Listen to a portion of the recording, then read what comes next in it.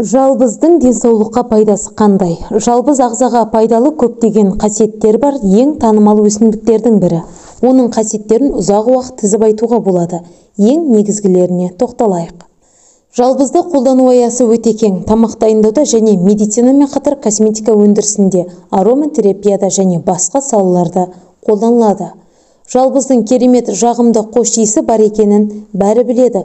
Ол сусындар мен тағамдардың дәмін толықтырып қана қоймай, адамның жүйке жүйесіне тыныштандыратын әсер береді.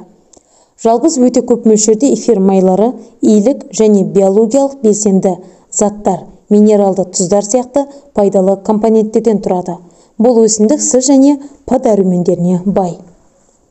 Өздеріңіз білетіндей, жалбыздың құрамында ментол көп мөлшерде болады. Бұл элемент ауруды басатын қасиеттермен танымал. Сонымен қатар, оның антисептикалық әсері де бар. Ментол жүрек бұлшық етінің жұмысын қалыпқа келтіретін, коронарлық тамырлардың кеңеюіне ықпал етеді.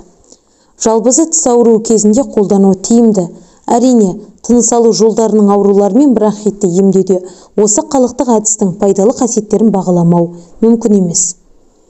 Бұл науқастың жөтелгендегі жағдайын едәуір жеңілдетеді, тамақ ауруын жояды, жұтынуды жеңілдетеді және қақырықты шығаруға ықпал етеді. Жалбыздың бас сақинасын емдеуде кеңінен қолданылатындығын бәрі біле бермейді.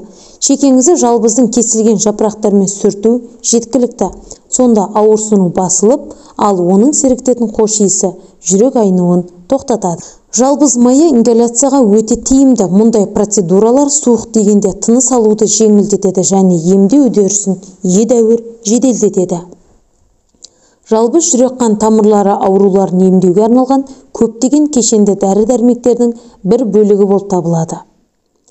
Асқазан ішек жолдары ауруларынан болатын тәбет жоғалуы кезінде жалбыз қайнатпасы көп көмектеседі.